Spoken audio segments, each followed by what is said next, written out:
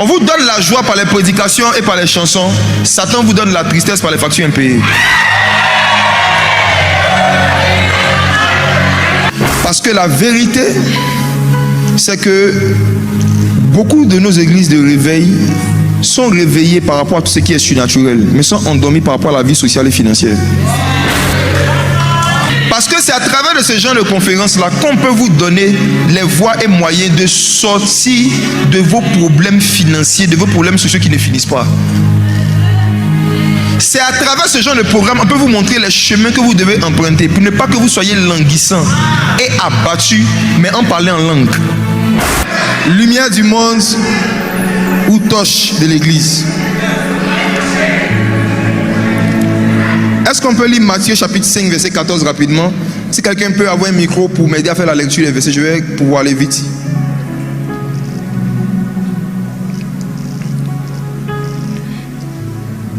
On peut aller, quelqu'un peut m'aider à lire? Bien, je lis, j'avance. Ok. Matthieu 5 verset 14. Il est écrit: vous êtes la lumière du monde. Une ville située sur une montagne ne peut être cachée. Vous êtes la lumière du monde. Je vais lire rapidement Matthieu chapitre 9, versets 35 à 39. Matthieu chapitre 9, verset 35. Jésus parcourait toutes les villes et les villages. Toutes les villes, dis avec moi, toutes les villes. Toutes les villes. Si dans toutes les villes de la Côte d'Ivoire, nous n'avons pas de programme de réveil, le réveil n'est pas venu en Côte d'Ivoire. Abidjan n'est pas la Côte d'Ivoire. Beaucoup de gens pensent que parce qu'il y a beaucoup de programmes à Abidjan, la Côte d'Ivoire est en train de vivre un réveil. Toutes les villes. Toutes les villes. Je pense que Jésus est en train de se révéler dans toutes les villes. C'est pour ça qu'on a ce genre de conférence, même à Boaké. Toutes les villes. Jésus parcourt toutes les villes et les villages. Aussi les villages, les frères. Les villages.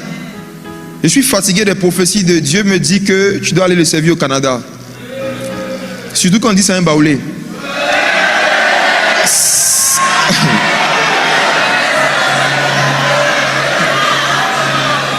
Je prie que Dieu ici mette le fardeau des villages à ceux et celles ici qui pensent que Dieu les appelle à évangéliser. Je prie que tous ceux parmi vous qui sont ici à Boaké et qui ont des projets d'aller évangéliser les États-Unis, que Dieu ouvre vos yeux sur les villages des gens qui sont autour de vous ici. Jésus parcourait toutes les villes et les villages. Qu'est-ce qu'il faisait? Enseignant dans les synagogues, prêchant la bonne nouvelle du royaume, guérissant toute maladie et toute infirmité. Jésus fait des miracles, il fait tout ça. Mais voyant la foule, il fut ému de compassion pour elle parce qu'elle était languissante et abattue, comme des brebis qui n'ont pas de berger. Je sais que vous connaissez ce verset, mais j'aimerais vous poser la question. Est-ce que vous avez déjà remarqué que c'est après que Jésus ait enseigné, après que Jésus ait guéri toutes sortes de maladies, que les gens étaient languissants et abattus? Jésus guérit toutes sortes de maladies au verset 35. Jésus fait toutes sortes de miracles, il fait toutes sortes de choses spirituelles et surnaturelles. Mais quand il finit tout ça, à la fin du programme, là, les gens sont comment? Languissants et abattus. Comme des brebis qui n'ont pas de berger. Ça veut dire quoi?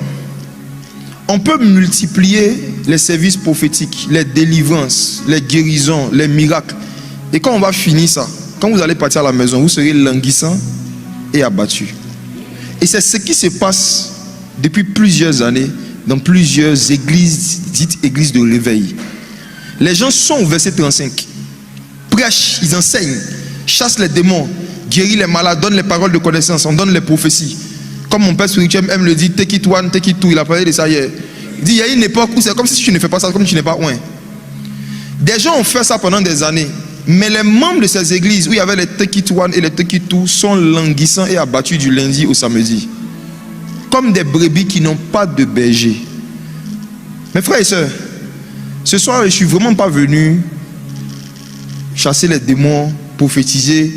En fait, ce côté de moi que vous avez l'habitude de voir dans les vidéos, je suis venu vous décevoir ce soir au nom de Jésus. Et en fait, ce soir, je ne serai pas au verset 35. Je suis venu vous amener au verset 36. Parce que Jésus même a fait tout ça. Et puis quand il a fini de faire tout ça, non, les gens étaient toujours comment? Languissants et abattus. Beaucoup d'entre vous pensez que c'est si on fait un miracle pour vous que votre vie va changer. Voici des gens pour qui Jésus même faisait des miracles, à la fin ils étaient abattus.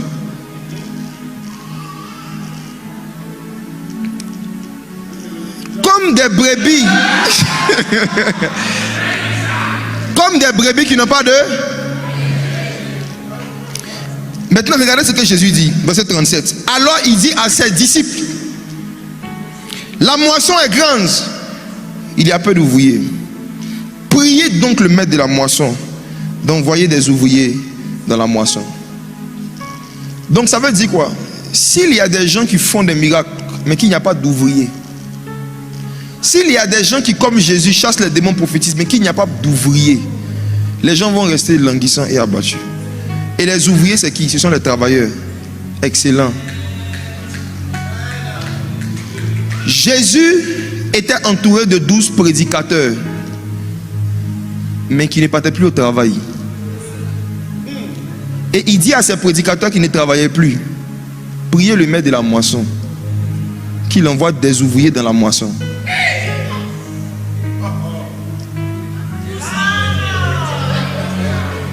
La moisson, c'est où? Ce sont les 12 secteurs d'activité. Le champ de mission, c'est quoi? C'est le monde. Et le monde, il y a 12 portes, comme c'était expliqué dans le livre.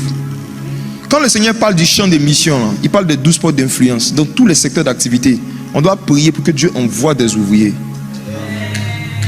On doit prier pour que Dieu envoie des travailleurs, des chrétiens travailleurs excellents. Des chrétiens qui ne sont pas des torches dans l'église, mais des lumières dans le monde. Pourquoi le titre torche de l'église ou lumière du monde? Parce que la vérité, c'est que beaucoup de nos églises de réveil sont réveillées par rapport à tout ce qui est surnaturel, mais sont endormies par rapport à la vie sociale et financière. Je rembobine. Beaucoup de nos églises de réveil sont réveillées par rapport au parler en langue, le prophétique, les délivrances, les guérisons. Mais par rapport à la moisson qu'il y a dans le monde, aux 12 portes d'influence, on ne trouve pas beaucoup de chrétiens, d'enfants de Dieu là-bas. Nous avons rempli les églises, par la grâce de Dieu, nous arrivons à remplir des stades. Mais on n'a pas encore rempli les 12 portes d'influence. Le berger cherche à remplir la bergerie, mais les ouvriers cherchent à aller sur le champ de mission pour aller moissonner. Et le Seigneur Jésus n'a pas dit de prier pour que le Seigneur suscite des bergers. Regardez bien ce qu'il a dit. Les gens étaient comme des gens qui n'ont pas de berger, mais le type de berger dont ils ont besoin, ce sont des ouvriers, des travailleurs. En fait, le peuple a besoin de bergers qui travaillent. Le peuple a besoin de bergers qui travaillent. Et j'aimerais dire à quelqu'un ici, ce n'est pas parce que tu prêches que tu es en train de faire le ministère. Je veux parler surtout aux jeunes qui sont ici, qui ont la sensation d'avoir été appelés par Dieu, et donc qui ont décidé qui ont décidé d'abréger leurs études, de ne rater aucun culte, mais qui ratent beaucoup de cours.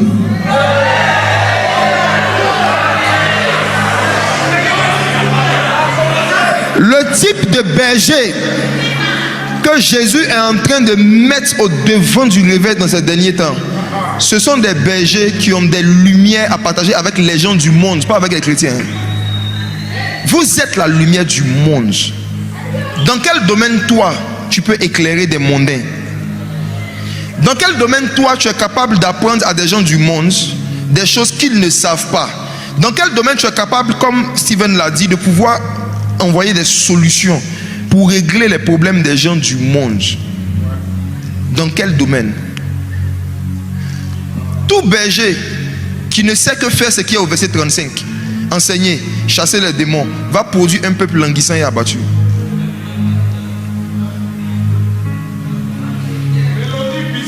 Parce que je peux prier pour toi. Et puis te dire reçois. Si c'est parce que tu vas recevoir, mais tu vas tomber. Quand tu vas tomber, sous l'onction et que tu vas te réveiller, quand tu vas partir à la maison, la vérité est que il y a certains de tes problèmes sociaux et financiers qui ne vont pas changer et qui ne vont pas disparaître parce que tu es tombé. Donc, je vais te donner la joie avec l'onction, mais tes problèmes de la terre vont te rendre languissant et abattu. On vous donne la joie par les prédications et par les chansons. Satan vous donne la tristesse par les factures impayées.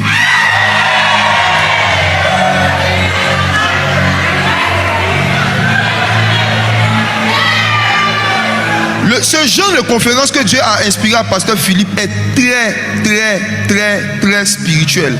Parce que c'est à travers de ce genre de conférence-là qu'on peut vous donner les voies et moyens de sortir de vos problèmes financiers, de vos problèmes sociaux qui ne finissent pas. C'est à travers ce genre de programme qu'on peut vous montrer les chemins que vous devez emprunter pour ne pas que vous soyez languissant et abattu, mais en parler en langue. Beaucoup de croyants font semblant d'être heureux. Je vous dis. Beaucoup font semblant d'être heureux depuis des années. Et le concept même de la foi, par rapport même à des problèmes sociaux récurrents, beaucoup parmi eux, quand ils parlent, quand ils vivent, tu vois qu'ils n'ont pas compris. La Bible dit la foi sans les œuvres est morte. La foi, ce n'est pas un ensemble de récitations, c'est un ensemble d'actions. La foi sans les œuvres est morte. On reconnaît la foi de quelqu'un pas en fonction des versets qu'il cite, c'est en fonction des œuvres qu'il fait. Quand je vois un jeune qui est en l'âge d'aller à l'école, qui est chrétien évangélique, il est en âge d'étudier, et il n'est pas en train d'étudier sérieusement, mais il est dans toutes les campagnes d'évangélisation, c'est ça qui n'a pas la foi. Il n'a pas la foi. Quand je vois des jeunes qui passent leur temps à organiser des programmes de prière et de réveil, alors qu'ils savent très bien que si dans 2 ans ils veulent se marier, ils n'ont pas l'argent de la dot. Je sais que vous n'avez pas la foi.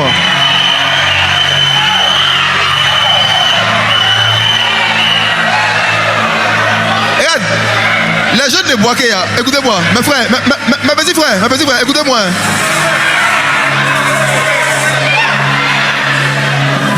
Vous tous et vous tous qui n'êtes pas encore mariés là, je parle surtout aux garçons, les futurs pères de famille, les pères de famille là.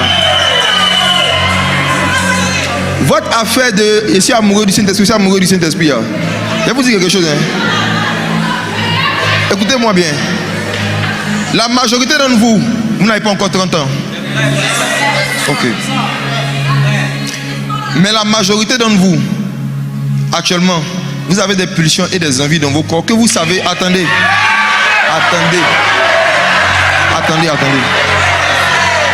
Vous avez des envies et des pulsions naturelles, hein, mais que vous savez que vous ne pouvez satisfaire que dans le cadre de quoi? Du mariage.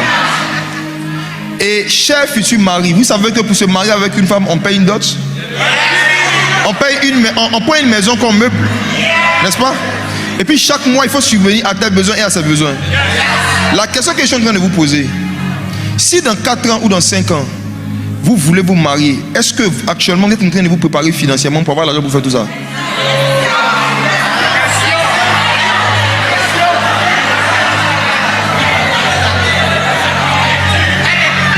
Le temps que vous passez dans l'église et dans les choses de Dieu, c'est bon, hein? Mais si vous n'équilibrez pas, avec beaucoup de temps passé à étudier, à travailler pour devenir des chrétiens excellents et distingués, vous aurez des diplômes, mais vous n'aurez pas d'expertise. Et comme vous n'aurez pas d'expertise, vous aurez du mal à avoir un emploi, encore moins une activité qui va vous générer de l'argent. Donc vous allez, par votre négligence de vos études, vous allez faire durer certains problèmes financiers qui vont faire durer certains de vos problèmes de pulsion. Tout est lié. Vous tous qui êtes étudiants, qui êtes en train de jouer avec vos études, vous jouez avec vos pulsions. Parce que si vous n'étudiez pas pour être des étudiants excellents, avant de parler de quand on dit chrétiens travailleurs, on ne parle pas seulement de ceux qui ont fini d'étudier. À l'école, on travaille.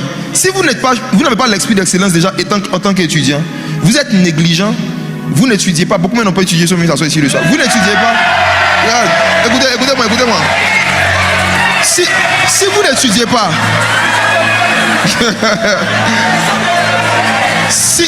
si déjà, en tant qu'élève et étudiant, vous ne développez pas l'habitude de chercher l'excellence. Je vais expliquer l'excellence c'est quoi. Si vous ne développez pas l'habitude de chercher l'excellence, déjà en tant qu'étudiant, même si vous finissez vos études, votre habitude de négliger les choses sociales que vous devez faire, vous allez emmener ça dans les entreprises des gens. On va vous donner des stages, on va vous donner du boulot, vous allez être négligent avec le travail, les tâches qu'on va vous confier. Quand les gens vont vous chasser, vous êtes persécuté. On va vous confier des choses à faire, vous n'allez pas être brillant et conséquence, les gens vont réfléchir comment ils vont faire pour vous remplacer. Et vous allez venir voir des pasteurs pour qu'ils prient pour vous, pour chasser l'esprit de non-accomplissement. Il y a des esprits que vous n'aurez pas demandé aux pasteurs de chasser. Si vous-même vous avez pris le temps de chasser la négligence de vos vies. Quand Jésus dit vous êtes la lumière du monde, ça veut dire que chacun d'entre vous, il y a un domaine où Dieu vous appelle à devenir brillant. Et être brillant, c'est dépasser la moyenne. Chacun d'entre vous, Dieu vous appelle à produire des résultats dans votre domaine d'activité qui dépassent la moyenne. Et c'est quand vous allez dépasser la moyenne que vous allez vous faire distinguer. Ça veut dire ce qui va faire comment vous remarquer, c'est le fait que vous dépassez la moyenne. Vous faites plus que ce que tout le monde fait. La Bible dit que Daniel, Shadrach, Meshach et Abednego, quand ils étaient jeunes comme nous, à Babylone, leurs résultats étaient 10 fois supérieurs aux résultats des jeunes de leur génération. C'est parce que leurs résultats étaient 10 fois supérieurs qu'ils ont été distingués. Donc ce n'est pas le parler en langue qui va vous distinguer, ce sont vos résultats. Et il faut que vos résultats dépassent ceux des païens, ceux des magiciens, ceux des satrapes. Ce n'est pas pour vous effrayer, mais je dois vous dire quelque chose qui va faire que s'il y avait quelqu'un parmi vous qui avait commencé à négliger ses études ou qui étudiait juste pour avoir la moyenne, tu vas devenir une torche dans l'église. Si Jésus doit t'utiliser comme une lumière, il faut qu'une lumière brille, il faut que tu sois brillant. Avoir toujours 10 sur 20, 11 sur 20, c'est pas être brillant. Tu n'es pas brillant, tu es encore une torche. Oui. Écoutez, la Bible dit que Daniel dépassait sur toutes les questions qui nécessitaient de la science, de la connaissance dans les lettres. Quand on interrogeait Daniel, il était 10 fois supérieur. Il était supérieur en fait aux magiciens. Shadrach, Meshach, Abednego, pareil. Ils étaient toujours supérieurs aux magiciens.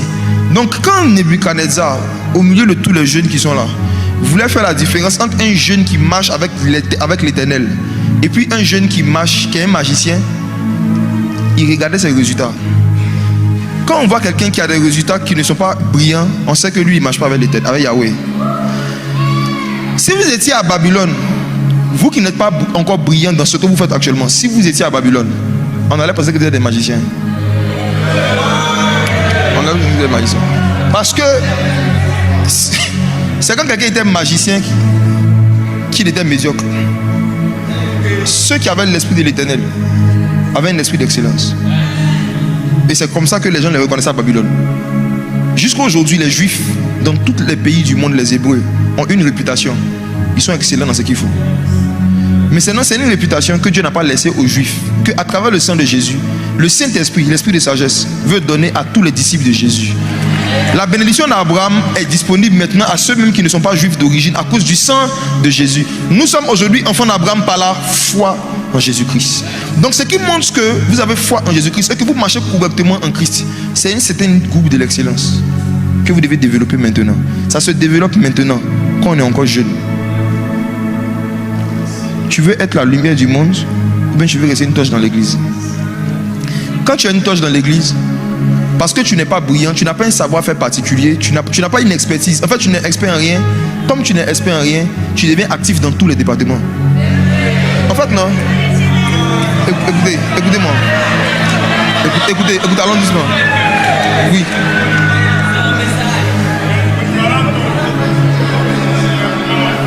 Quand tu ne cherches pas à devenir expert dans quelque chose qui peut être une solution au problème du monde, tu vas vouloir jouer aux experts dans quelque chose dans les départements de l'église. Et quand je parle de torche de l'église, de quoi je parle? La torche, c'est une petite lumière. c'est une petite lumière. C'est une petite lumière. Votre la torche là, c'est une petite lumière. Tout le monde a torché son téléphone ici. C'est une petite lumière. Mais c'est une petite lumière, mais qui est chaude. Est-ce que vous avez déjà touché la torche de votre téléphone? Quand vous mettez votre doigt pendant longtemps sur la torche du téléphone, qu'est-ce qui arrive? Ça brûle, non? Voilà. En fait, la torche est brûlante, mais elle ne peut pas éclairer beaucoup de personnes. Et c'est comme ça, tous ceux et celles qui sentent l'onction et le feu du Saint-Esprit, mais qui n'ont pas beaucoup de connaissances intellectuelles, sont des torches.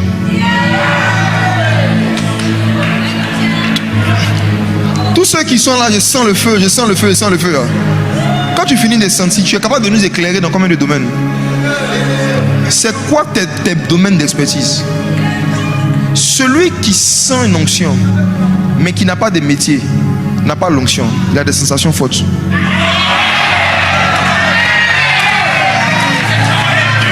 Je réponds. Celui qui sent des frissons, mais qui n'a pas un savoir-faire clair, qui n'a pas de lumière à partager avec quelqu'un, c'est pas l'onction. Parce que l'onction que nous avons reçue enseigne. L'onction enseigne. L'onction donne des informations. Une onction qui te fait trembler sans te faire réfléchir, c'est une sensation. La première partie de ta vie que l'onction va affecter, c'est ton cerveau. Le jour de la Pentecôte, quand le vrai feu est descendu du ciel, il ne s'est pas posé sur les mains des apôtres, ni sur leurs pieds. Parce que l'activité là, les mains et les pieds, là, ce n'est pas la priorité de Dieu. L'onction est venue sur les têtes. L'onction est venue sur les têtes. C'était des lumières qui sont venues sur les têtes. Des gens ont commencé à être illuminés, éclairés. Des gens qui ne parlaient qu'une seule langue comme toi sont devenus bilingues par l'onction. Le livre des Actes, c'est Barry Baba. Acte 2, c'est Barry Baba. Les païens qui étaient là entendaient les chrétiens qui étaient là parler dans leur langue. C'est ce qui les a attirés. Parce que pour eux, c'était une lumière, c'était quelque chose de nouveau. De voir des gens qui sont juifs et puis qui parlent arabe, qui parlent perse, qui parlent d'autres langues. Ils se sont dit, tiens, comment est-ce qu'il peut y avoir 120 bilingues multilingues, disons, au moins bilingues, sinon multilingues, réunis dans une chambre en train de parler, ils sont saoulés ou quoi? On va s'approcher pour voir. Donc ils sont venus vers eux parce qu'il y avait un feu qui avait touché la tête des enfants de Dieu. Je vous dis la vérité, tant que l'onction de Dieu ne touche pas votre tête et votre cerveau, les païens ne vont pas venir vers vous. Vous devez prier pour demander à Dieu une onction qui va corriger vos lacunes intellectuelles. Oh, pour que tu pries pour ça, il faut que tu sois conscient que tu as des lacunes. Celui qui ne connaît pas ses lacunes ne connaît pas sa destinée. Celui qui ne connaît pas ses lacunes ne peut pas connaître sa destinée. Celui qui ne connaît pas ses imperfections, si tu ne sais pas dans quoi tu vaux rien, tu n'as jamais devenu fort dans quelque chose. Il a dit ça en nous, on se comprend, tu vois, non? Demande à ton voisin, toi tu reconnais que tu vaux rien dans quoi? Il faut lui demander.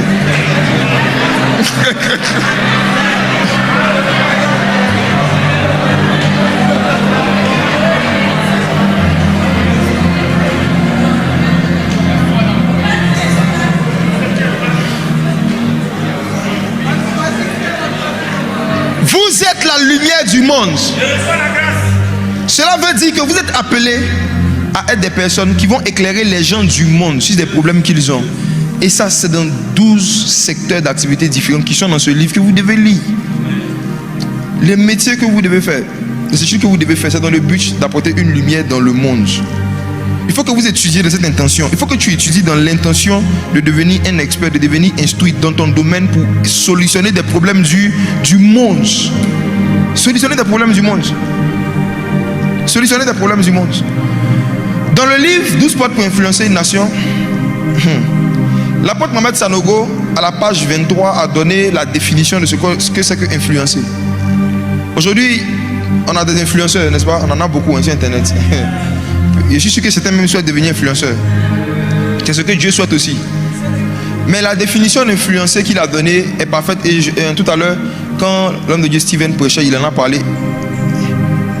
L'apôtre Mohamed Sanogo a dit à la page 23 de ce livre-là que, en fait, influencer, ça accomplit sa mission. C'est tout. Influencer, ça accomplit sa mission. Donc, ça veut dire que ne peut devenir influent que quelqu'un qui connaît sa mission. Influencer, ce n'est pas devenir populaire, c'est devenu utile. influencer, ça accomplit sa mission. Maintenant, la majorité des païens que Dieu veut sauver aujourd'hui ne peuvent pas être, ils seront de moins en moins influencés par des prédicateurs que nous sommes, par nous les bergers que nous sommes, surtout nous les pasteurs des églises évangéliques. La raison pour laquelle Dieu envoie de tels messages, c'est parce que les païens d'aujourd'hui sont très endurcis vis-à-vis des évangélisations classiques, des prédications classiques qui viennent de nous les pasteurs à cause de la multitude des scandales qu'il y a eu ces dernières années dans le milieu évangélique. Donc tout ce qui ressemble à pasteur, surtout quand on voit prophète, les gens ont peur en même temps. Tu vois, quand les gens voient le mot prophète ou pasteur, souvent ils ferment leur cœur même avant d'écouter ce que tu vas dire. Ils disent, ah les pasteurs on les connaît, ah les prophètes on les connaît. Le Seigneur dans sa sagesse, sachant qu'il est là arrivé un temps où les païens qu'il veut sauver vont fermer leur cœur à un évangile qui vient de ceux qui portent le titre de pasteur, a décidé d'utiliser des gens qui ne portent pas ce titre, mais pour faire le même travail. Et c'est ce qui est en train de se passer dans les nations. De plus en plus, Dieu suscite des gens qui n'ont pas le titre de pasteur ou de prophète, mais qui ont des titres de DG, d'entrepreneur, d'homme d'affaires, qui ont des titres qui sont rassurants pour les gens du monde. Pour que les gens du monde ouvrent leur cœur et qu'au moment où ils vont se rendre compte, ils sont devenus chrétiens. Donc c'est une stratégie d'infiltration de Dieu. C'est une stratégie d'infiltration de Dieu que de donner l'onction à certains d'entre vous sans vous donner des fonctions dans l'église. En fait, je reprends ma phrase. C'est une stratégie d'évangélisation de Dieu que de vous donner la même onction qu'un pasteur sans qu'on vous appelle pasteur. C'est une stratégie d'évangélisation de Dieu de vous donner les mêmes dons spirituels qu'un prophète alors qu'on t'appelle assistant comptable. Dans le domaine de la pêche, l'une des raisons pour lesquelles Pierre, quand Jésus lui a dit jette ton filet, il a dit à Jésus j'ai pêché toute la nuit. Il n'a pas dit à Jésus j'ai pêché toute la nuit juste parce qu'il était en train de rendre témoignage. Ce n'était pas un témoignage, hein. Il était en train de donner un cours de pisciculture à Jésus. Oui, écoutez, dans le domaine de la pisciculture, surtout le type de poisson qu'il y avait dans cette eau, lorsque tu voulais pêcher, il fallait t'assurer que tu le fasses dans une période où il n'y a pas beaucoup de bruit et d'activité humaine autour de l'eau. Parce que les poissons, quand ils entendent beaucoup de bruit humain, ils rentrent sous l'eau. Moi aujourd'hui je fais la pisciculture, c'est pour ça que j'ai compris ça. C'est-à-dire que quand les poissons ont l'impression qu'il y a trop de présence humaine arrivée à un certain niveau, c'est comme s'ils sont timides. C'est comme s'ils se rétractent. Donc les pêcheurs favorisaient la nuit. Ils préféraient la nuit pour venir pêcher parce que la nuit il n'y avait pas trop d'activité autour de l'eau. Mais regardez ce que Jésus fait. Vous pensez vraiment que Jésus qui a créé tout ce qui existe ne connaissait pas ses lois? Il connaît. Mais pour montrer à Pierre que lui il gâte. Lui c'est un gâte. Jésus gâte. Dans le but d'arranger, Jésus fait exprès. Quelqu'un qui a pêché toute la nuit n'a rien pris, non? Pour gâter encore tout dans sa vie. Tu sais ce que Jésus fait? Jésus demande à la foule qui l'écoutait prêcher de venir au bord de l'eau. La foule vient. Pour bien chasser les poissons encore, Jésus dit à Pierre, prête-moi ta barque. Jésus monte dans la barque de Pierre pour prêcher. Donc il crie pour chasser les poissons encore.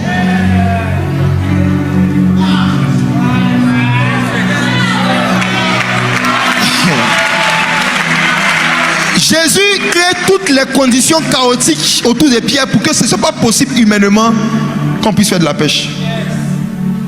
Il crie, il fait du bruit. Peut-être même quand il prêchait, il disait Amen, Amen. Et puis la foule dit Amen. Je sais que le cœur de Pierre était gâté. Il dit le gars en train de chasser les poissons. Mais quand Jésus finit tout ça maintenant, il dit Pierre, jette ton filet du côté droit. Pierre dit Seigneur, j'ai prêché toute la nuit.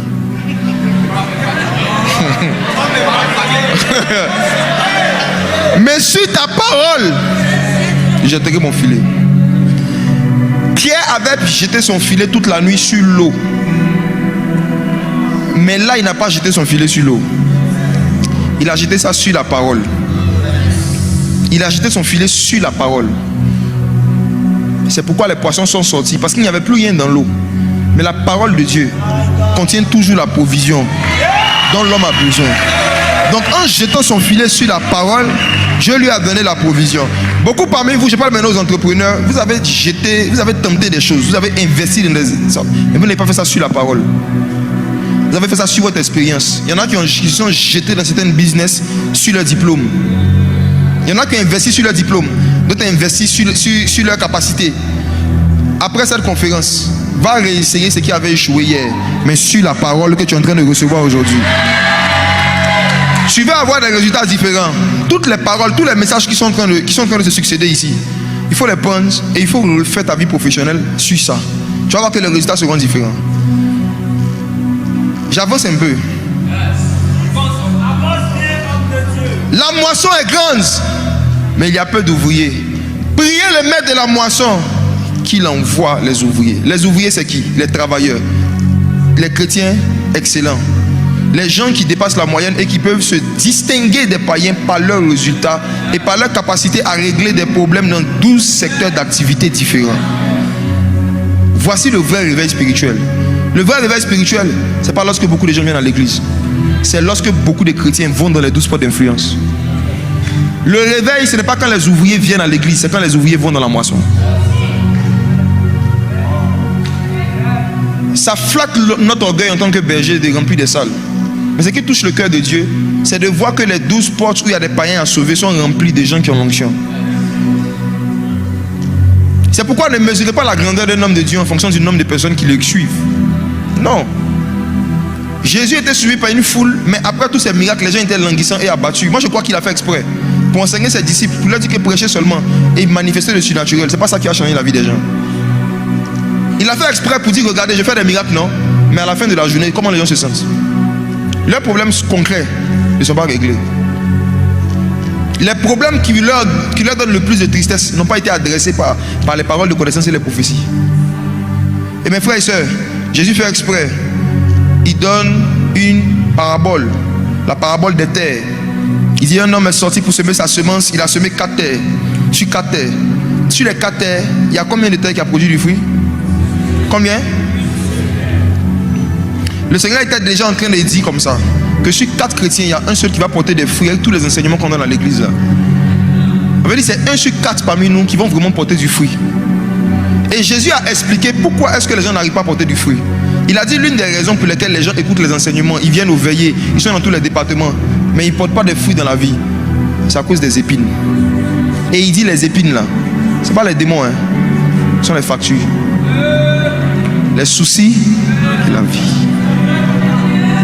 Les soucis de la vie. Les soucis de la vie. Les soucis de la vie.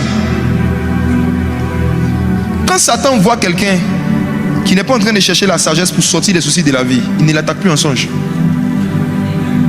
Il ne l'attaque plus. Il ne t'attaque plus. Le but de l'attaque c'est quoi? C'est que ta foi défaille. C'est que tu perds la foi. C'est que tu n'as plus envie de servir Dieu. Jésus a dit à Satan, à Pierre, Satan t'a réclamé pour te cribler, mais j'ai prié pour toi afin que ta foi ne défaille point. Donc quand Satan attaque là, c'est pour que tu perdes la foi et ton zèle pour les choses de Dieu. Maintenant quand Satan nous a regardé, il a vu qu'il y a 2 choses qui peuvent nous faire perdre notre foi. Soit une attaque directe de lui-même Satan, soit la galère. Il a vu. Et souvent hein, la galère est plus efficace que Satan.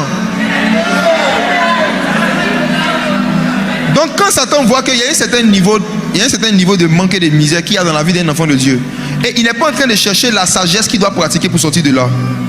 Tu n'es pas en train de chercher la sagesse pour améliorer ce domaine de ta vie. Tu veux seulement les enseignements sur comment avoir des visions, comment parler en langue. C'est ça que tu cherches. Quand Satan voit que tu n'es pas en train de chercher la sagesse pour enlever tes épines, il n'a plus besoin de t'attaquer. Il n'a pas besoin de t'attaquer. Je connais des hommes de Dieu qui ont arrêté les évangélisations. Comme le pasteur le disait, c'est vrai. Hein? Des gens qui ont arrêté certains programmes qu'ils faisaient parce qu'il n'y a plus de moyens. Je disais à un frère aujourd'hui qu'il y a un pasteur avec qui j'étais il y a quelques années. Il a oublié que j'étais là. Il parlait avec un autre. Et puis il disait, ah, ça fait un moment, il n'a pas pu payer le loyer. Il y a des trucs qui me fatiguent. Il faut que j'organise une veillée. Il faut que j'organise une veillée parce qu'il y a des factures que je dois payer. Tu vois, beaucoup de gens font aujourd'hui des programmes dans l'intention de collecter de l'argent pour régler les charges, pas pour glorifier Jésus, pas pour gagner les âmes. Beaucoup font des activités chrétiennes, mais leur intention derrière c'est de récolter le maximum de fonds parce qu'ils n'ont pas appris une autre façon de gagner de l'argent que de faire des appels de fonds. Donc quand Dieu nous accorde la grâce d'avoir des conférences comme ça, où des gens qui ont eu accès à la richesse divine par le travail sont en train de vous parler, prenez ça très au sérieux et pratiquez ce que vous entendez. Sinon dans 3 ans, les épines les épines vont étouffer toutes les sémences que vous avez reçues pendant les conférenciels. Il y a des soucis de la vie qui vont venir, qui vont vous faire oublier les enseignements. Il y a des soucis de la vie qui vont vous attraper. Vous allez demander si Dieu vous a abandonné. Dieu n'a pas abandonné, c'est vous qui avez abandonné les études. Il y a des gens qui ont abandonné leur travail et leurs études sans que Dieu ne leur ait parlé clairement. Quand les problèmes arrivent, il dit Dieu t'a abandonné. Dieu t'a pas abandonné. Non, tu n'as pas abandonné. La main de Dieu pour toi, là, c'était la main de ta maman qui a travaillé dur pour payer ta scolarité. Quand tu avais encore la grâce d'avoir un papa vivant qui peut payer encore une formation pour toi et que tu n'as pas demandé la formation, tu es en train de mépriser la main de Dieu. Vous êtes dans tous les programmes de réveil de toute la ville, mais on ne vous voit pas dans les formations professionnelles organisées dans la ville.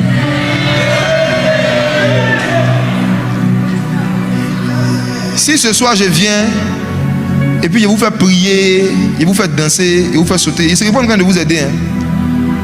Comme le thème de la conférence est chrétien travailleur, laissez-moi faire mon travail. Je suis venu, en quelques minutes, je vais travailler votre façon d'étudier et votre façon de travailler pour ceux qui travaillent déjà. Est-ce que vous cherchez l'excellence ou bien vous voulez juste avoir un salaire? Vous cherchez l'argent, vous cherchez l'excellence. Ceux qui travaillent, je vous parle maintenant aux travailleurs. Quand vous travaillez, avec quelle intention? Dans Hébreux 4, verset 12, la Bible dit que la parole de Dieu juge les intentions et les pensées du cœur. Vous travaillez avec quelle intention, mes frères et sœurs? Je vais descendre un peu sur quelque chose. Je veux répondre à une question à laquelle quelqu'un s'est déjà posé ici. Est-ce que tous les chrétiens ont des ministères? Est-ce que tout le monde a un ministère? Qui s'est déjà posé la question? Est-ce que j'ai un ministère? Qui se demande s'il a un ministère? Qui se pose la question au sujet de son ministère? Qui ne connaît pas son ministère? Qui ne connaît pas son ministère? En toute honnêteté, qui ne connaît pas son ministère? Moi, je vais être franc avec vous. J'ai servi Dieu pendant plus de 7 ans. Je ne connais pas mon ministère. Moi, j'ai connu mon ministère dans les années peut-être 2020, 2021. Mais j'ai commencé à évangéliser depuis 2013. Je ne connais pas mon ministère. Donc, comme je ne connais pas mon ministère, je me faisais appeler frère Jacques. Appeler frère. Les gens pensaient que c'était l'humilité. Oh, c'était la confusion.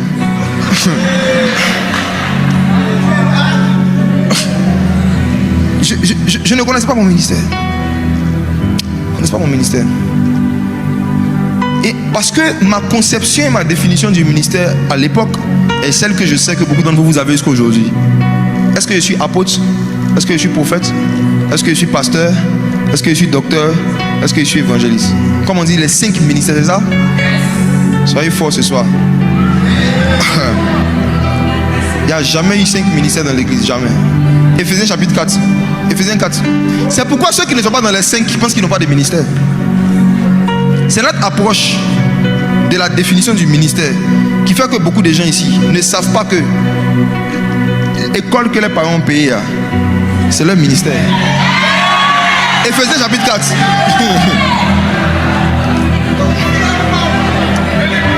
Lisez à partir du verset 11.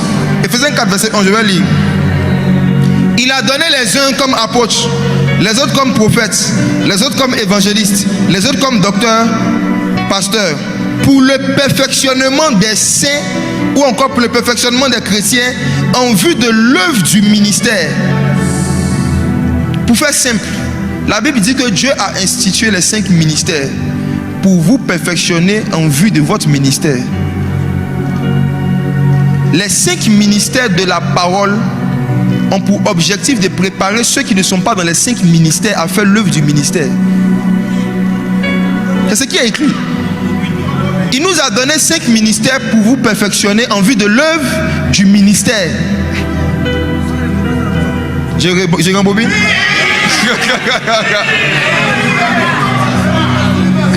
Dieu vous a donné des apôtres, des pasteurs, des docteurs, des prophètes et des évangélistes en vue d'eux, dans l'objectif de vous préparer à faire l'œuvre du ministère. Donc si vous n'aviez pas de ministère, Dieu n'allait pas vous donner un pasteur. Si Dieu te donne un pasteur, c'est que tu as un ministère.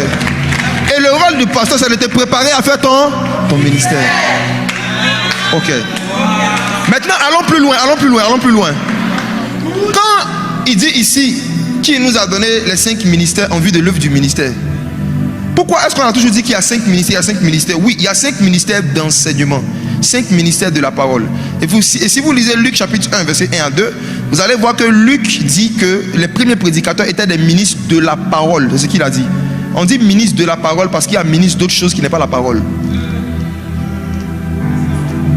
Les apôtres, les pasteurs, les docteurs, les évangélistes sont des ministres de la parole. Maintenant, toi, tu appelles être ministre de quelque chose. Ça peut ne rien avoir avec la parole. Ton ministère, c'est quoi? Voici la définition. Comment tu vas connaître ton ministère? Et comment tu vas savoir dans quel domaine Dieu t'appelle être ministre de? Si Dieu ne t'appelle pas à la parole que tu veux forcer, tu vas nous fatiguer.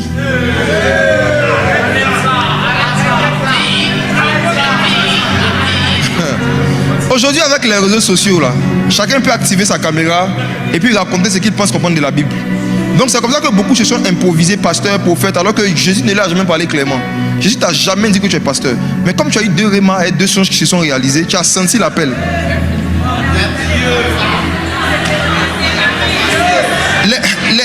Les ministères de la parole sont 5 qui préparent les saints à l'œuvre du ministère. Le ministère, le mot ministère c'est quoi? Dans le grec c'est diakonia. Et diakonia signifie un service qui répond aux besoins de son prochain, c'est tout. Je vous assure, vérifiez dans le dictionnaire biblique. En fait, on dit, les 5 ministères vous préparent à rendre des services aux gens qui vont répondre à leurs besoins.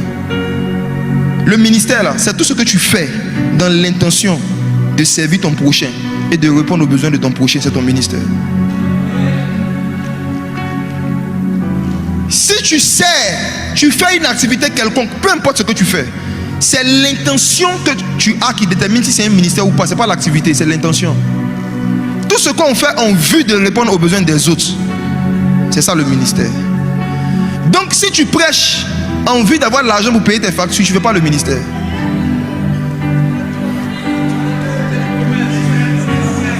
C'est pourquoi je dis, ce n'est pas parce que tu prêches que tu es en train de faire le ministère. La prédication est une activité. Le ministère, c'est une intention. Évangéliser, c'est une activité. Le ministère, c'est un objectif. Est-ce que c'est pour répondre aux besoins des autres que tu es en train de faire ce que tu fais? Est-ce que ton intention, c'est répondre aux besoins des autres? Est-ce que tu as identifié un besoin? Donc, un ministère, c'est quelque chose qu'on fait dans 2 objectifs. 1, répondre aux besoins des gens. 2, c'est la partie la plus puissante. La capacité du ministère, c'est que non seulement tu veux répondre aux besoins des gens, mais tu le fais aussi pour faire connaître les capacités de Jésus dans un domaine.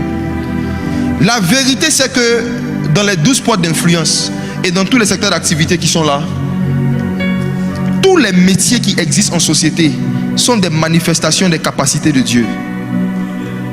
Dieu est tout ce que les travailleurs sont. Je reprends. Tous les métiers qui existent en société sont des manifestations des capacités de Dieu. Dieu est, Jésus est tout ce que des travailleurs sont. Donnez-moi n'importe quel métier au hasard. Faites passer le micro dans la salle. Donnez-moi n'importe quel métier au hasard. Je vous montre le lien entre ça et une capacité de Jésus. Tout a été créé par lui et pour lui. Tous les métiers qui existent sont des manifestations et des échantillons des capacités du Messie Jésus. Exemple, ma soeur, toi qui as le micro, donne-moi un métier au hasard. Tu fais quel métier? Tu viens d'apprendre quoi? Allons-y, regarde, donne-moi ce que tu veux.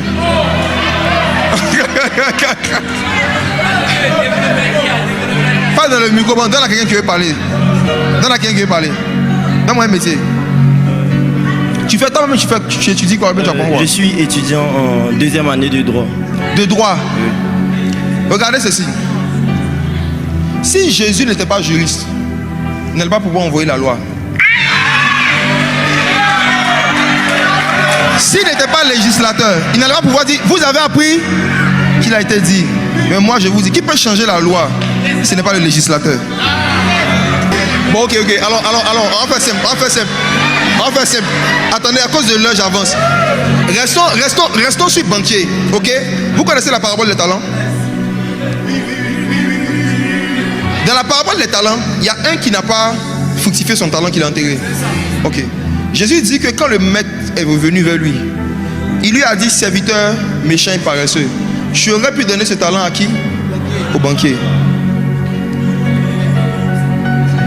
Si tu avais déposé ton talent chez les banquiers, même sans activité, même sans activité, ça aurait produit quelque chose. Quelle est l'institution sur la terre où, même quand l'homme ne fait pas d'activité, il porte du fruit? C'est la présence de Dieu. Aaron, en son temps, il y avait des princes des Philistins qui disaient que c'est eux qui devaient diriger. Dieu a dit aux princes d'envoyer leur bâton, que Aaron aussi envoie son bâton. Et Dieu a demandé qu'on dépose les bâtons chez les banquiers, dans le tabernacle, dans sa présence. Le lendemain, quand ils sont revenus, des fruits ont poussé sur le bâton d'Aaron, sans que Aaron n'ait rien fait. Parce que la présence de Dieu est la plus grande banque d'investissement. Il n'y a rien que tu investis dans sa présence. Il n'y a rien que tu investis dans la présence de Dieu. Tu ne vas pas revenir avec beaucoup de fruits, avec des intérêts. C'est pourquoi s'asseoir pour prier pendant longtemps. Tu es dans la banque. Et quand tu sors avec des rémas, des révélations, tu sors avec des fruits. Moïse s'est assis pendant 40 jours dans sa présence.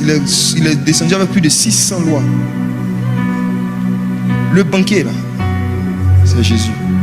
Dans sa présence, tout ce qui est déposé se fructifie. Tu comprends?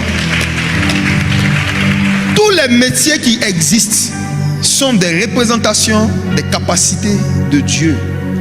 Et quand toi, en tant qu'enfant de Dieu, tu es en train d'étudier un métier, tu dois le faire dans l'intention, de répondre à des besoins, d'arriver à un niveau d'excellence et d'expertise qui vont pouvoir t'aider à répondre à des besoins, mais surtout de montrer comment Jésus aurait exercé ce métier s'il était là. Le Christ est en toi est plus grand que celui qui est dans le monde. Donc normalement tes résultats doivent dépasser ceux qui sont dans le monde. Ne cherchez pas Christ seulement pour parler en langue, pour avoir des visions, pour prophétiser. Cherchez Christ pour devenir des experts dans ce que vous faites. Si Daniel n'était pas un expert dans la science et dans les lettres, personne n'allait l'appeler pour interpréter des songes. C'est parce que socialement parlant, il était crédible que son prophétique était beau à voir. Écoutez-moi, vous qui avez l'onction prophétique aujourd'hui, si dans 5 ans, dans 6 ans, votre onction prophétique n'a pas pu régler vos problèmes financiers et vous rendre autonome financièrement, laissez l'onction. Une onction qui peut faire sortir les démons des corps des gens, qui peut faire sortir la galère de ta vie. Il faut changer d'onction. Change.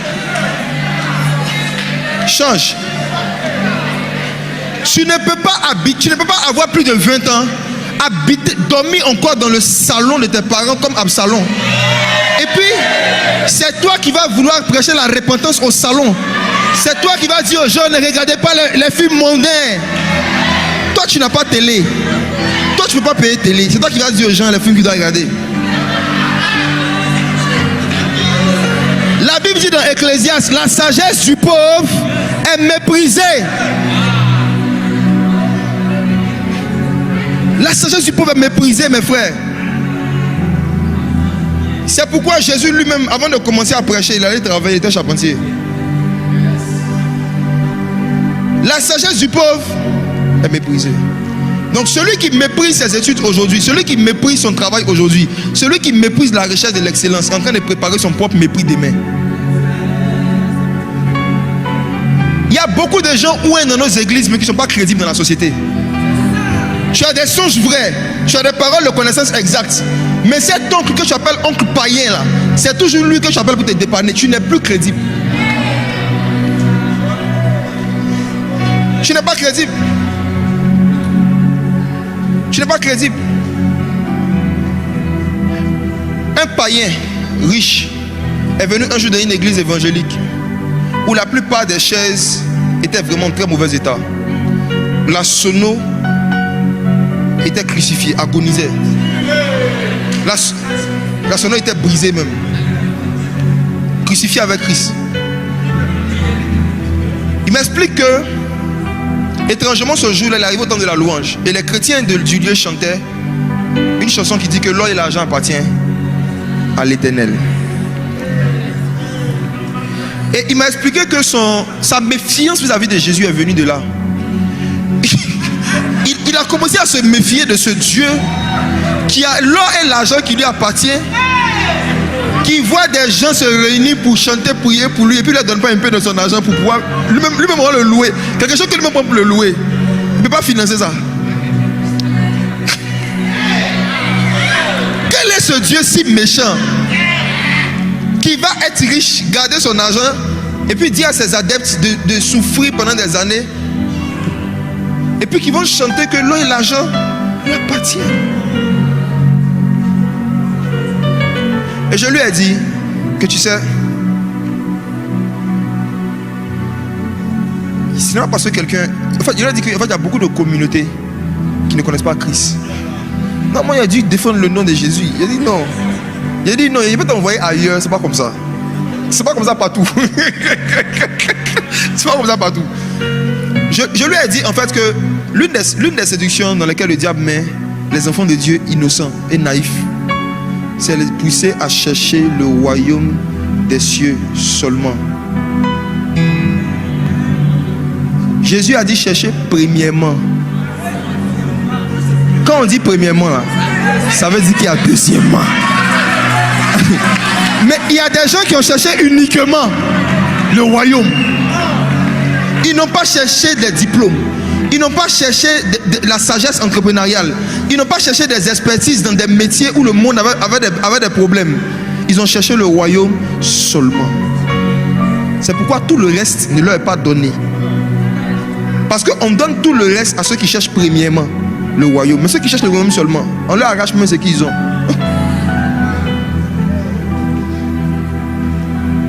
Donc quand tu es dans tous les programmes d'évangélisation, tous les départements, tous les trucs, mais tu n'es dans aucune formation, dans aucune école, tu n'es pas en train de te former, tu es en train de chercher le royaume seulement. Et tu vas sentir ça dans ta vie. Je dis, si vous ne formez pas vos voix, si vous ne retournez pas à bosser dans l'intention de devenir des experts qui règlent des solutions par leurs services et leurs produits dans un domaine, si vous ne bossez pas dans l'intention de devenir aussi fort que Jésus dans ce que vous faites, il y a des épines qui vont pousser, des problèmes qui vont venir. Ça va étouffer tous les jolis enseignements qui vous faisaient crier Amen, waouh, waouh, waouh. Vous allez oublier tout. Vous allez oublier tout, soyez sérieux. Hein? Il y en a ici, là, je sens ça dans mon esprit. Vous avez abandonné vos études, vous avez mis une pause à vos études. C'est Dieu qui est en train de vous interpeller. Hein? C'est Dieu qui est en train de vous interpeller. Quand Satan veut te tuer, il te pousse à faire une bonne chose au mauvais moment.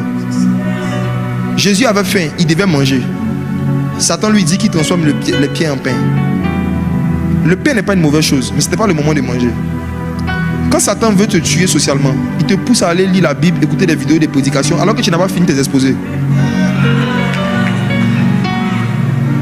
Il y a des devoirs qu'on t'a donné, tu n'as pas encore rendu, des exercices que tu n'as pas fait.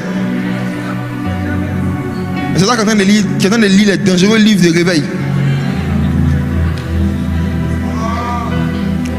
J'avance rapidement, je termine avec ceci. Du coup, ton ministère, c'est quoi? C'est ton métier.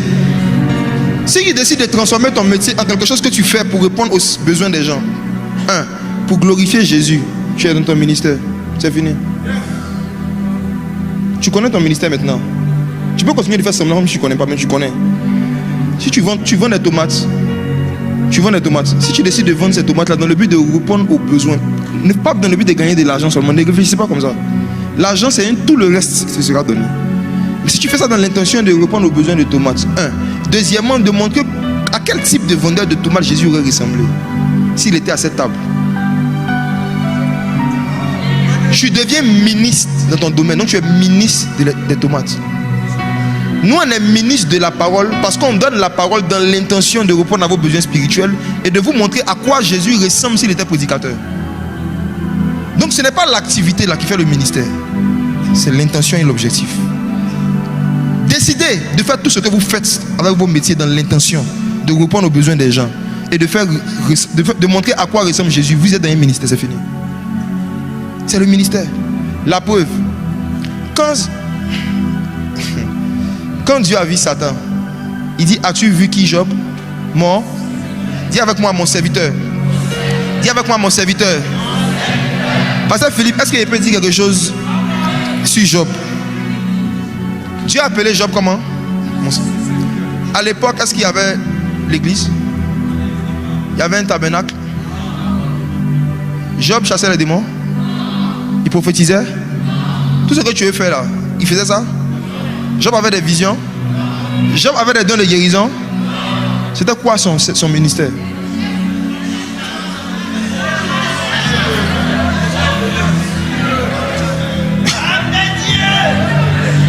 S'il n'y avait pas de temple, Job n'était pas sacrificateur dans un temple. Si Job n'avait pas le don d'opérer des miracles, est-ce que Job évangélisait même? Il évangélisait qui? Mais toi, ça fait 10 ans que tu évangélises. Dieu n'a jamais dit à quelqu'un: as-tu vu ma servante? Ça ne te fait pas réfléchir.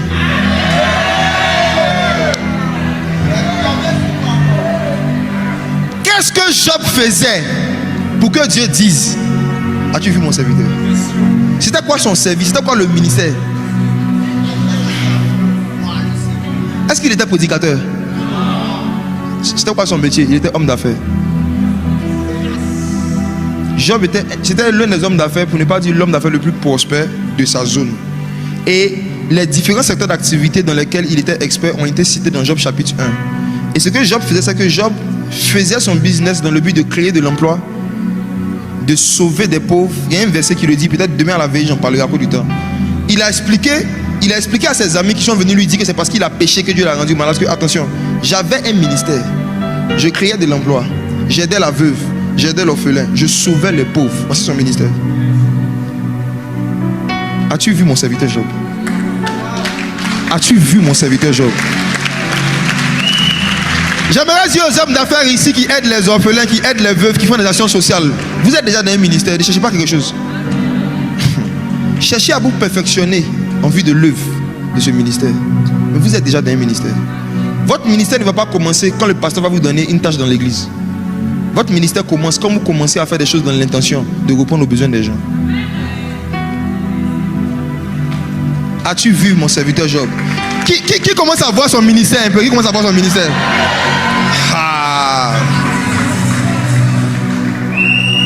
Je vais vous dire quelque chose sur moi, mes frères. Je ne sais pas, peut-être qu'ils vont faire. Il y a un groupe de jeunes qui ont créé des pages TikTok. Les gars prennent mes vidéos, ils ne les connaissent même pas. J'ai vu qu'ils disent un petit truc, ça devient un événement. Souvent les gars me créent des problèmes, ils coupent mal des extraits. Donc les coupeurs d'extraits là, je ne sais pas s'il y en a ici. Coupez bien. Les gars,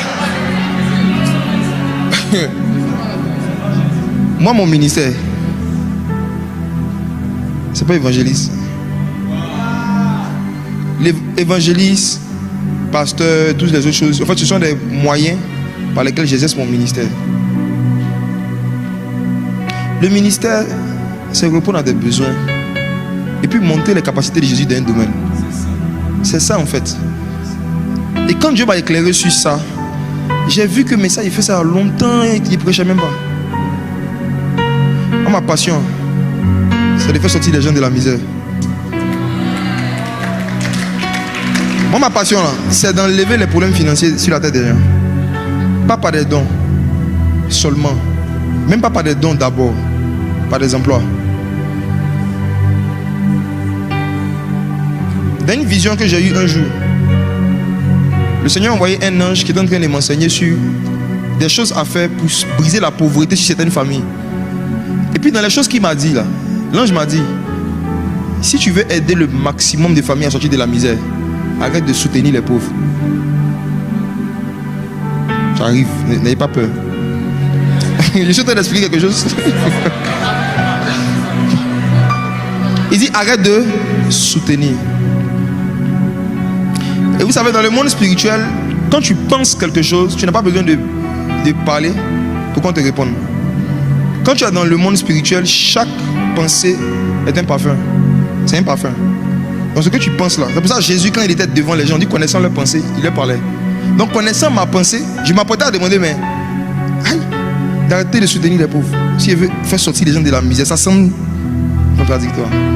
Et puis il me dit, quand Moïse était en guerre avec le nom du peuple là, et Jésus est descendu dans la vallée. Quand Moïse levait les mains, le peuple avait la victoire. Mais quand il baissait les mains, le peuple perdait. Aaron, eux, ils sont venus faire quoi? Le soutenir. Soutenir Moïse. Il dit on soutient quelque chose pour que ça reste dans la même position. Tout ce que tu soutiens reste dans la même position. Tout ce que tu soutiens n'évolue pas.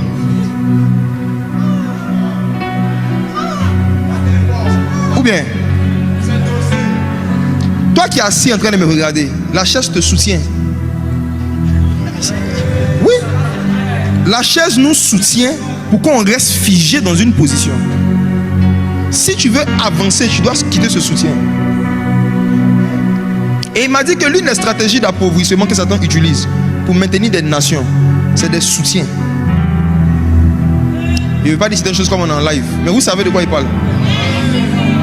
Satan préfère te soutenir que de te rendre autonome. On préfère te donner quelque chose chaque mois et puis te laisser là chaque mois. Pourquoi tu restes là? Et c'est là, c'est dans cette vision-là qu'il m'a parlé du ministère de Job. C'était une vision que j'ai eu la connaissance de ce verset. Il m'a dit Job ne soutenait pas le pauvre, il sauvait le pauvre. Et puis il m'a montré un verset où Job dit je sauvais le pauvre, je délivrais le pauvre. Donc il m'a dit tu as un ministère de délivrance. Mais ne pense pas que en chassant les démons des corps, tu as fini la délivrance. Il m'a dit chasser les démons, c'est le début de la délivrance. Mais si tu t'arrêtes là, tu n'es pas en train de sauver les pauvres. Et dans Luc 4,18, Jésus parle de l'onction. Et il dit l'Esprit du Seigneur est sur moi car il m'a oint. Et la première chose qu'il cite pour annoncer une bonne nouvelle aux pauvres. La bonne nouvelle que tu peux annoncer aux pauvres, c'est pas que tu vas leur apporter un soutien, c'est que tu vas les délivrer de la pauvreté. Et on délivre les gens de la pauvreté en les rendant autonomes. Formation, éducation, création d'emploi. Formation, éducation, création d'emploi. Donc j'utilise la plateforme, j'utilise le mentor de pasteurs et d'évangélistes pour former et rééduquer des jeunes qui sont de familles pauvres. C'est pourquoi ceux qui ont l'habitude de m'écouter savent que c'est des thématiques que j'aborde très régulièrement. C'est un ministère de délivrance. Donc ne vous dites pas que la délivrance commence quand on commence à dire démon sort. Quand on te dit toi sors de la paresse, je suis en train de te délivrer. Quand il te dit retourne à l'école, je suis en train de te délivrer. Quand il t'encourage pour te dire hey, si tu ne deviens pas expert, que tu es moyen, ta vie sera difficile même si tu parles en langue. Il n'y a pas beaucoup d'emplois, pas beaucoup d'argent sur la terre à partager aux gens qui sont moyens. La vie est devenue trop dure. Si tu n'es pas fort, tu n'intéresses pas beaucoup de personnes. Je vous dis, hein, les richesses, Dieu a mis ça entre les mains des païens. C'est eux qui distribuent ça aux chrétiens. Maintenant, ils ne distribuent pas ça sur la base de tes prières en langue. C'est sur la base de ton expertise. Que Dieu vous bénisse. Que Dieu vous bénisse.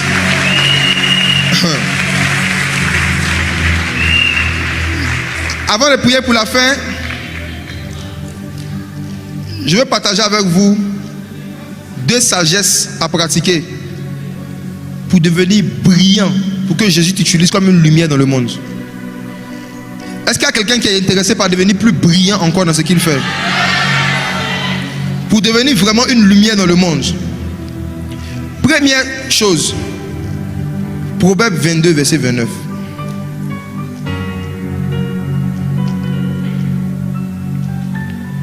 Proverbe chapitre 22, le verset 29. Si tu vois un homme excellent dans son ouvrage, il se tient auprès des rois. Il ne se tient pas auprès des gens obscurs. Mes frères, la première sagesse à pratiquer, si vous voulez que Jésus vous utilise comme des lumières dans le monde, cherchez à devenir des hommes habiles. Des hommes habiles. Habile, ça veut dire être fort. Ça veut dire devenir expert dans un domaine. Habile, ça veut dire que on dit que tu es fort. Tu vois, il y a beaucoup de femmes qui préparent à boaquer. Mais quand tu manges la nourriture du moment Kwasi, tu sais que elle est habile. Tout le monde peut faire poisson braisé, mais il y a une façon d'assaisonner. Il faut être habile pour qu'il n'y ait pas moins de sel ou trop de sel. Il faut être habile.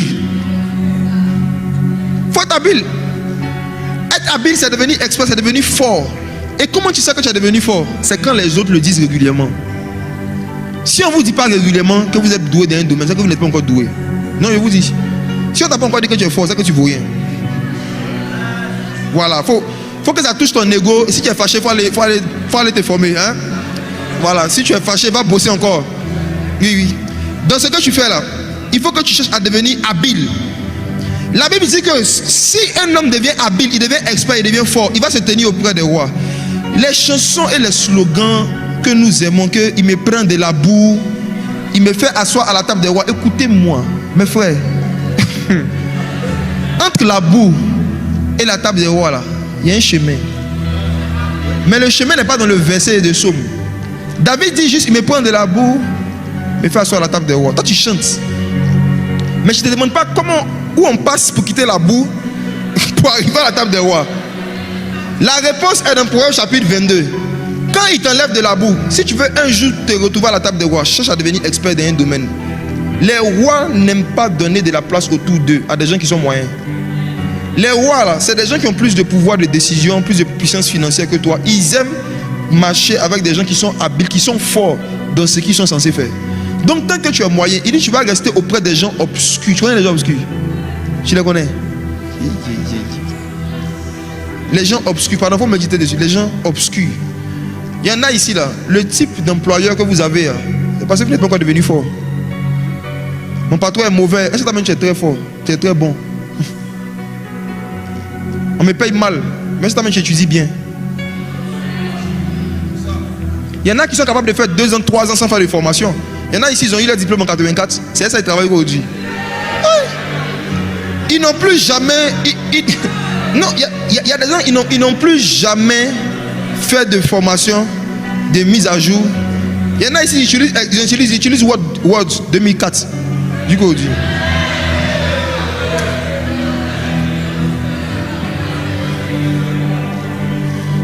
On dit, réunion de prière, le pasteur dit Zoom. Tu dis, Zoom, c'est quoi? C'est où? Zoom, c'est où? Ne pose plus à un humain une question que tu peux poser à Google.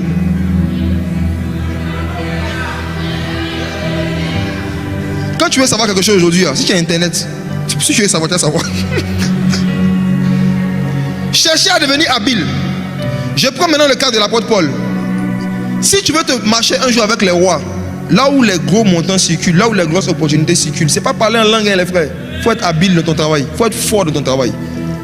Je prends le cas de l'apôtre Paul. Il y a beaucoup de témoignages déjà que les orateurs ont donné par rapport à leur vie. Moi, je veux prendre des cas des gars dans la parole. Les frères, il se trouve que Dieu a dit à Paul dans Actes chapitre 9, verset 15, qu'on peut afficher, que son appel, c'est de prêcher l'évangile devant qui? Les rois. Suivez bien, vous qui savez que Dieu vous appelle à la royauté, Dieu vous appelle dans les grandes sphères. Le même appel qui est sur votre vie était sur la vie de l'apôtre Paul. Dieu lui a dit que toi, tu serais une lumière dans le monde. Donc Paul savait que lui n'allait pas trop durer dans les églises locales. Il savait. Il devait parler à tellement de nations, tellement de rois, tellement. Et puis par rapport à l'enseignement, le Seigneur dit qu'il y a très peu parmi vous qui se mettent à enseigner. Or, tout le monde a fait le ministère. Donc quand tu vois la logique des Écritures, tu vois que Dieu n'a pas prévu qu'il y ait trop de prédicateurs. Parfois dans une ville, là, quand il y a trop de pasteurs, ça augmente le nombre de païens. Mais ils ne savent plus qui ils vont suivre. Et puis les gars se torpillent. Il va venir, il faut pas aller dans son église et il a enterré bébé. Il ne faut pas aller dans son église, là-bas ils font fétiche. Ah, ceux-là ils sont francs-maçons, viens chez nous. Il vient chez vous aussi, il apprend que tu es enceinte, la chante. Il sort aussi. Il s'en va dans une autre église. Il arrive dans l'autre église là-bas, il vient. Chaque culte, il y a 7 offrandes. Bon, finalement il s'est dit, bon, c'est quoi on va faire? On dit Jésus revient, non? On va l'attendre. Il n'a qu'à venir nous chercher. On va partir, c'est mieux. L'apôtre Paul savait que lui, son appel, c'était d'aller évangéliser les nations, les rois. Maintenant, si tu vois un homme qui se tient devant les rois, c'est qu'il est quoi? Il est habile. Donc quand Jésus lui dit, tu vas aller devant les rois, il est en train de lui dire, Paul, cherche à devenir habile, cherche à devenir fort dans ce que tu fais. Et Paul était devenu un homme d'affaires. Il faisait des tentes. Paul faisait chapiteaux. S'il y avait climatisé à l'époque, ça allait être chapiteau climatisé. Mais lui, ses chapiteaux n'étaient pas climatisés, pas climatisés. La Bible dit que Paul faisait des tentes. Il a commencé à faire ce métier. Il a commencé à travailler. Mais pas seulement ça. Paul a commencé à s'instruire. Intellectuellement parlant, Paul est devenu fort. Paul est devenu tellement fort intellectuellement parlant. Il a tellement augmenté ses capacités intellectuelles qu'un jour, quelque chose s'est passé. Actes chapitre 26, verset 24.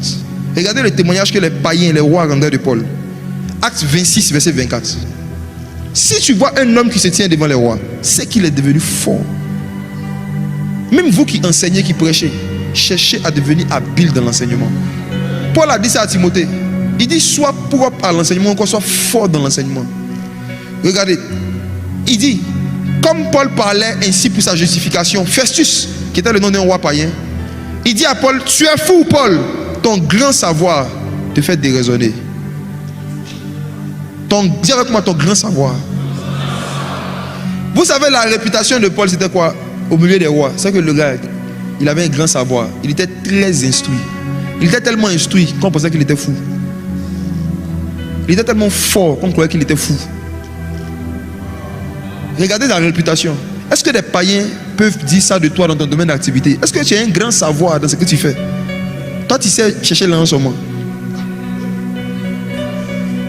Une vendeuse de tomates qui veut devenir habile ne doit pas être juste capable de donner les prix des tomates. Si quelqu'un te demande là, la tomate là, est-ce que je peux cultiver ça chez moi à la maison? Je dois être capable de lui expliquer quelles sont les conditions qu'elle doit créer si elle veut faire la tomate chez elle. Si elle te demande, mais les tomates en question là, pourquoi il y a certaines qui sont rouges, d'autres sont jaunes, pourquoi ça n'a pas toujours la même couleur? Est-ce que tu peux expliquer? Toi tu vends seulement.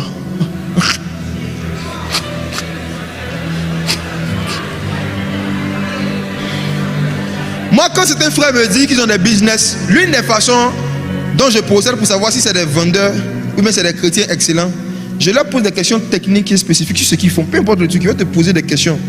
Et puis je vais voir le délai de réponse que tu me donnes avant de répondre. Si tu réfléchis trop, que tu n'es pas cohérent, c'est que tu n'es pas habile.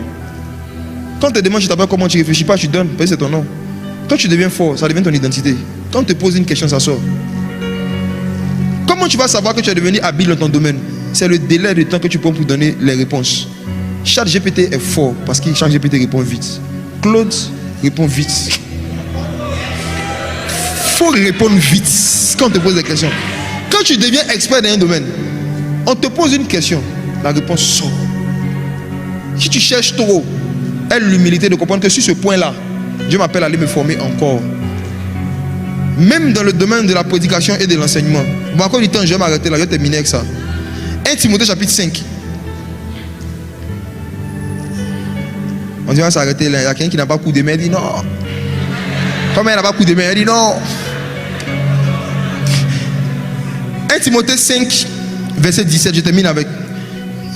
Que les anciens qui dirigent bien, on veut dire qu'il y a des anciens qui dirigent mal, soient jugés dignes d'un double honneur. On n'honore pas quelqu'un seulement parce qu'il est ancien. Est-ce qu'il fait ça bien? Que les anciens qui dirigent bien soient jugés dignes d'un double honneur, surtout ceux qui travaillent à la prédication et à l'enseignement. Je vais terminer avec ça. Je veux parler à tous les prédicateurs. Ce n'est pas parce que vous êtes pasteur que vous travaillez à la prédication. Ce verset ne parle pas des pasteurs. Aujourd'hui, on honore tout le monde. C'est pourquoi tout le monde déshonore tout le monde. Aujourd'hui, là, dans l'église, là, une fois que quelqu'un dit qu'il est pasteur ou qu'il est prophète, juste sur la base de son titre, on lui donne maintenant des honneurs. Souvent, même il y a des conférences, il y a des badges de pasteurs. On demande à quelqu'un à la porte, il dit je suis pasteur. On n'a aucune, on lui donne le badge seulement. Il a sa place. Paul dit à Timothée, regarde, l'honneur est quelque chose de précieux. Même Dieu là, Dieu ne donne pas l'honneur à tous ceux qui respirent. Dieu dit j'honore ceux qui m'honorent. Même Dieu pour honorer quelqu'un, il a des critères. Et il lui a donné, si tu dois donner un double honneur à quelqu'un qui prêche, ou bien à quelqu'un qui a le ministère de la parole, ça ne doit pas être basé juste sur le fait qu'il a le ministère de la parole. Est-ce qu'il dirige bien? Est-ce qu'il travaille ses prédications et ses enseignements? Il y a ceux qui travaillent à la banque, et puis il y a ceux qui travaillent à la prédication. C'est dit que la prédication est devenue un métier. Il dit qu'il faut honorer ceux dont la prédication, c'est un métier. Tu vois que c'est quelque chose qu'ils ont travaillé. Tu vois qu'ils travaillent avant de venir parler. Ils réfléchissent, ils font des recherches avant de venir parler. Ils travaillent à la prédication et à l'enseignement. Il n'y en a pas beaucoup. Pasteur Yannick Diati, quand tu l'écoutes, tu sens qu'il travaille. Quand tu écoutes Pasteur Philippe, on a causé 2 minutes tout à l'heure dans le bureau. Les rémas il a mis de mon corps, les doses il a mis de mon corps en 2 minutes. Il y a des détails que quelqu'un ne peut pas remarquer dans les écritures s'il ne travaille pas. C'est la prédication. Donc si Dieu t'appelle au ministère, ce n'est pas un passe-temps, c'est un travail. Et un travail là, on ne fait pas ça 2 jours sur 7. Quand tu es appelé au ministère, tu évangélises 1 fois par mois.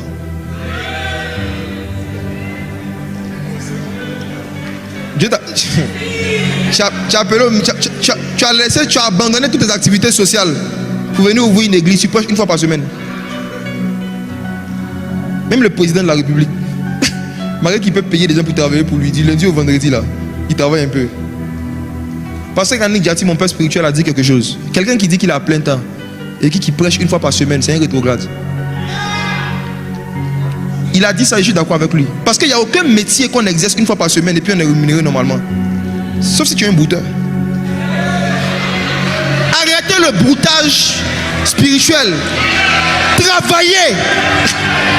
Ce que tu veux faire, fais-le bien. Jésus aime tellement l'excellence. C'est pourquoi il a choisi Judas pour le trahir. Je termine avec. Jésus aime tellement l'excellence que même pour le trahir, il voulait le meilleur traître. Jésus aime l'excellence. Il savait que parmi les traîtres en Israël, le meilleur traître était Judas. C'est pourquoi la veille de sa mort, il a dit à Judas, ce que tu dois faire, fais-le promptement, fais-le avec excellence, fais-le. Il dit, Judas, même pour me trahir, fais ça bien. Que Dieu vous bénisse.